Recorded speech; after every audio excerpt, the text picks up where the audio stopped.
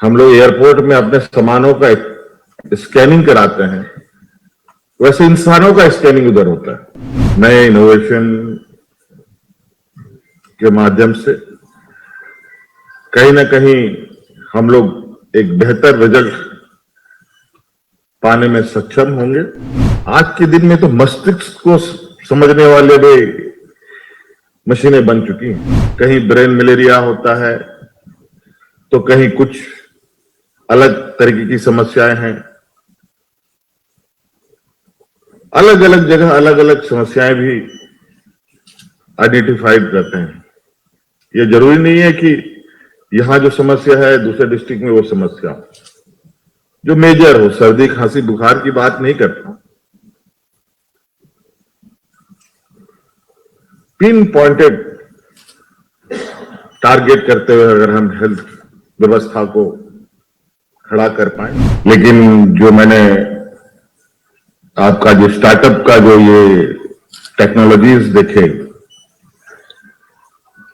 और जो आप लोगों के माध्यम से अभी कम समय में जानकारी मिली कि आप सभी लोग झारखंड के स्वास्थ्य सेवाओं और स्वास्थ्य को लेकर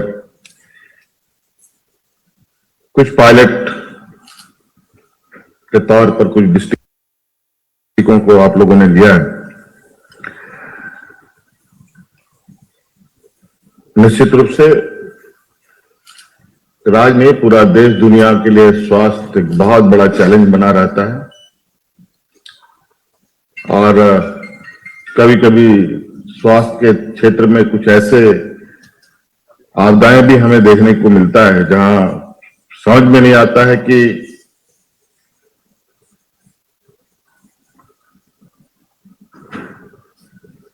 उस संक्रमण से कैसे लड़ा जाए।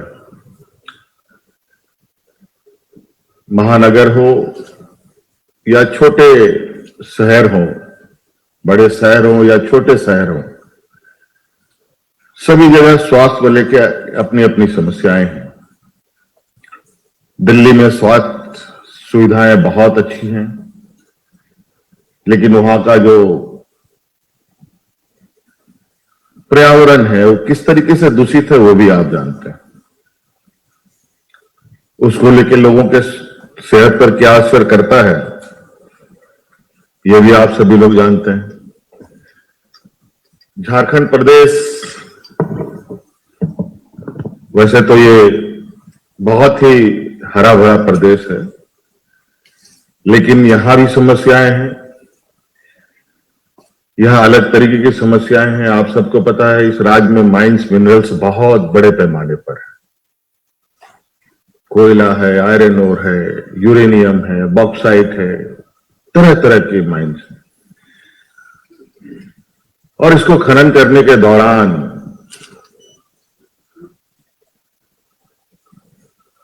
जो पर्यावरण में बदलाव होता है और उस पर्यावरण से जो व्यक्ति इंसान प्रभावित होता है, कहीं ना कहीं एक सामान्य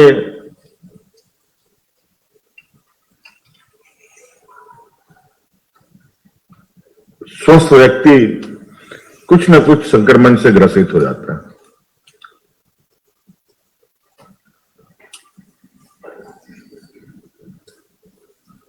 झारखंड प्रदेश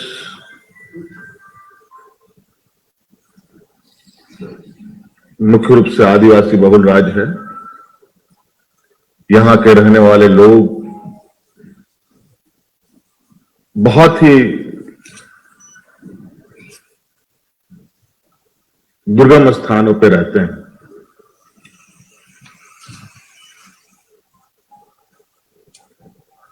कई जगहों पर बहुत सारी स्वास्थ्य सुविधा या अन्य मूलभूत सुविधाओं को भी पहुंचाना बहुत चुनौती भरा होता है।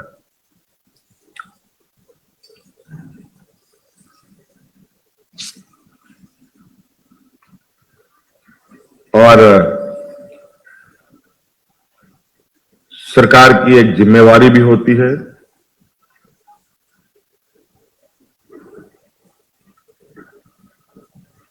कि हर एक व्यक्ति को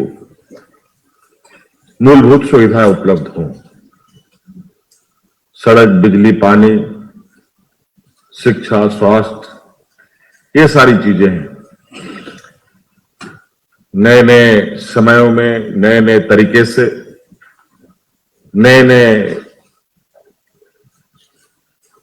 रास्ते तलाश कर उन तक पहुंचने का प्रयास हमेशा सरकार करती है।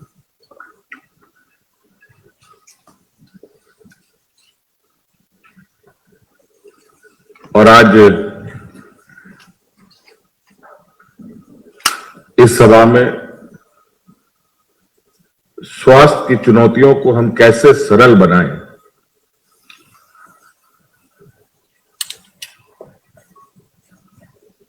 इस पर आगे बढ़ने का एक प्रयास प्रारंभ हुआ है। और नए इनोवेशन निरंतर हो रहे हैं और आज के समय में ये जरूरी भी है। जो बीत गया सो बीत गया, अब आगे कैसे चलना है, आगे के संसाधन कैसे हैं,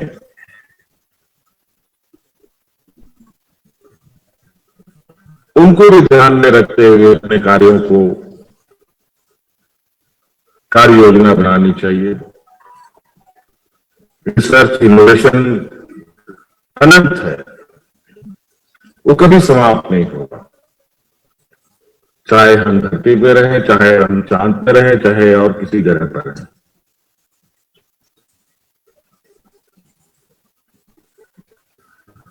बाहर जो हम लोगों ने नए इनोवेशंस देखे, नौजवानों का उत्साह, नौजवानों का प्रयास, निश्चित रूप से जो कभी बहुत कॉम्प्लिकेटेड होता था, उन सब चीजों को हमने देखा कि कितना सिंप्लीफाई किया गया। दो चार स्टॉलों को हमने देखा, बहुत अच्छे प्रयास हैं। कभी ब्लड टेस्ट करने के लिए, ब्लड प्रेशर नापने के लिए डॉक्टरों के पास जाना पड़ता था, शुगर टेस्ट के लिए डॉक्टर के पास जाना पड़ता था। अब नए तकनीक से लोग घर में भी कर लेते हैं। कुछ चीजें हैं जो तकनीक के माध्यम से उसको और सरल बनाया जा रहा है और ज्यादा उसका उपयोगिता बढ़े, इस तरीके के भी इन स्टार्टअपों में देखने को मिलता है और सही भी है। आज यहां पर सभागार में कितने डॉक्टर बैठे हैं ये तो मुझे नहीं मालूम, लेकिन मैं जानता हूं कि मैं डॉक्टर नहीं हूं। लेकिन मैं ये जानता हूं कि आज मेरे घर में इतना सारा दवाई के डब्बे हैं।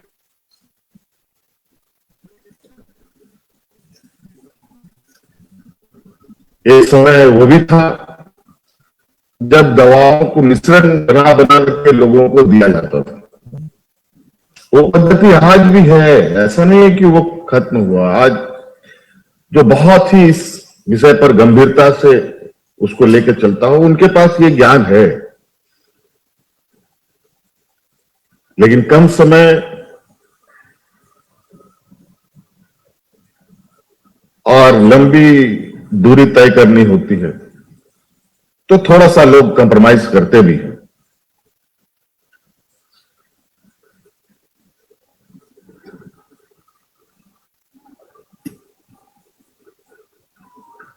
समय वही है, लक्ष्य कुछ हम लोगों ने ज्यादा बना लिए हैं तो समय थोड़ा हमारे लिए कम ऐसा महसूस होता है।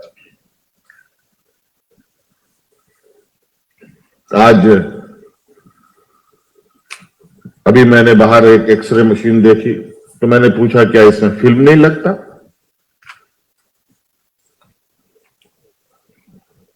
तो पता चला कि उसमें फिल्म की आवश्यकता नहीं है, वो डाटा ट्रांसफर होता है। अच्छी बात है। पहले बड़ी बड़ी मशीनें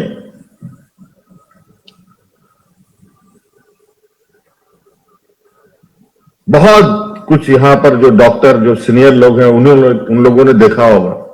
न्यू कमर ने तो उन मशीनों को देखा भी नहीं होगा, इतनी बड़ी बड़ी मशीन होती थी, एक्सरे मशीन। कुछ समय के बाद कुछ पोर्टेबल मशीन भी आए, लेकिन फिर भी वो काफी बड़ा था। मशीनों को भी ढो, फिल्मों को भी ढो, केमिकल की ढो, और फोटो खींचो और डाटा ट्रांसफर करो। तो कई ऐसी चीजें हैं, ब्लड टेस्ट की रिपोर्ट, पूरा जितने भी टेस्ट होते हैं उन सब का रिपोर्ट, सारी चीजें अब टेक्नोलॉजी बेस्ड हो गया।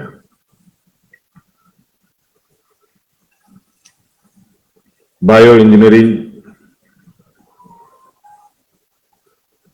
और अब तो एआई भी आ गया है। अब उसमें आने वाला समय और क्या देखने को मिलेगा और क्या चीज होगा, ये तो कहना बड़ा मुश्किल है। अभी तो फिर भी हम लोग बहुत पीछे हैं, लेकिन कई ऐसे देश हैं जहां इन सब क्षेत्रों में बहुत दूर तक निकल चुके हैं। हम लोग एयरपोर्ट में अपने सामानों का स्कैनिंग कराते हैं, वैसे इंसानों का स्कैनिंग उधर होता है। तो आप अंदाजा लगा सकते हैं कि तकनीक का कितना आज के दिन में स्वास्थ्य के क्षेत्र में महत्व है। आज भारतीय विकास ट्रस्ट, फिया फाउंडेशन ने आज ये डिस्ट्रिक्ट सैंडबॉक्स के माध्यम से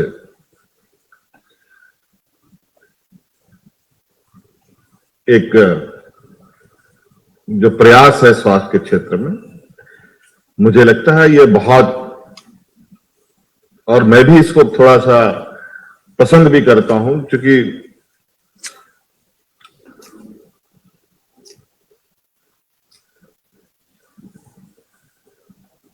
बहुत सारी ऐसी समस्याएं हैं स्वास्थ्य को लेकर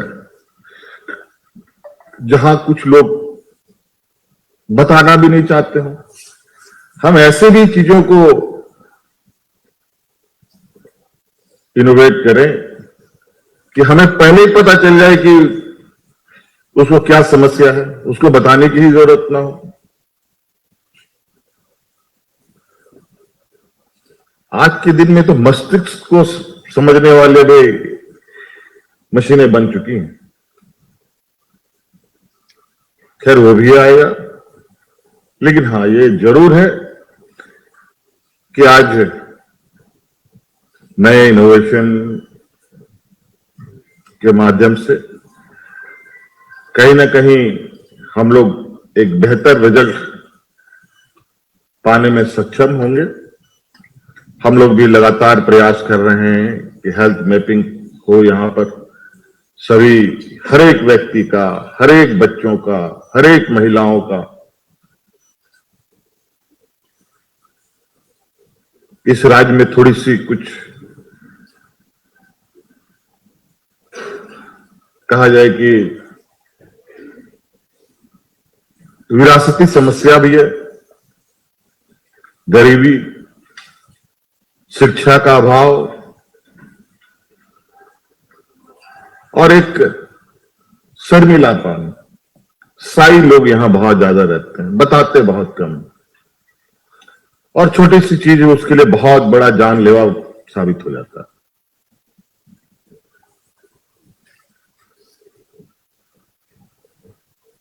रियल टाइम मॉनिटरिंग हर एक व्यक्ति का हो स्वास्थ्य में, ऐसे डाटाबेस हम तैयार करें। यहां जो लोग काम करते हैं स्वास्थ्य के क्षेत्र में या रहने वाले लोग हैं, वो लोग भी जानते हैं बहुत सारी चीजें।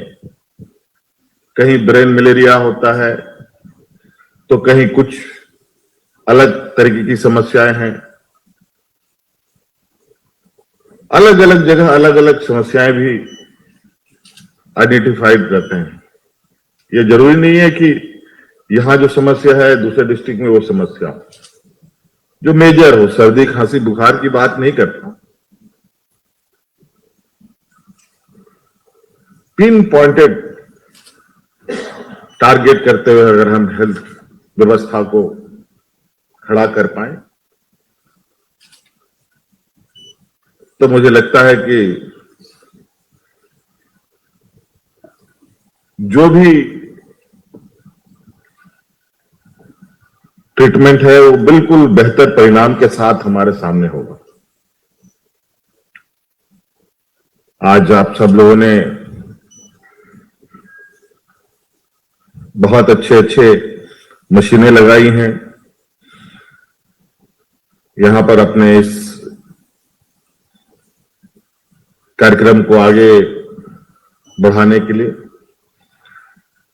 और निश्चित रूप से एसीएस साहब ने आप लोग को पहले ही बताया कि आप लोग आगे बढ़िए। जो भी इसमें सहायता की आवश्यकता होगी, राज्य सरकार पूरी तरीके से आप लोग को सपोर्ट करेगी और हम चाहेंगे कि आप इसको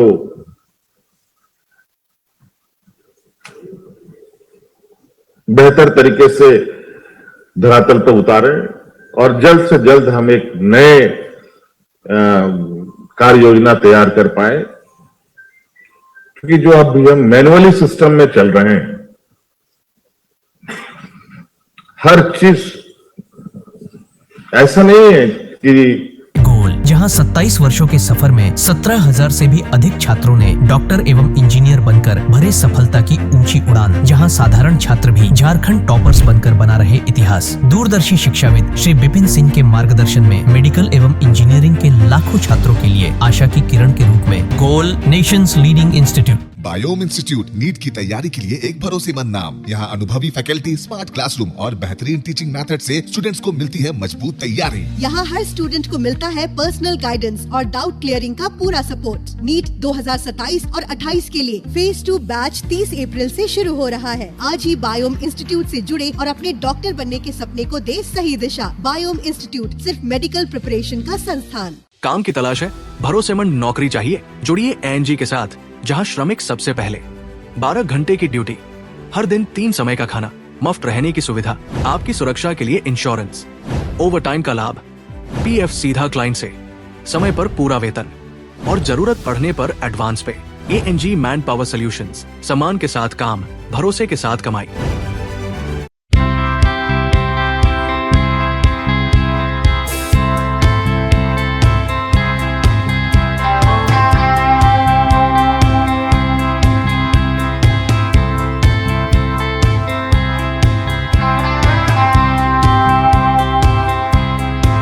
followup.in. Like, share, and subscribe. www.thefollowup.in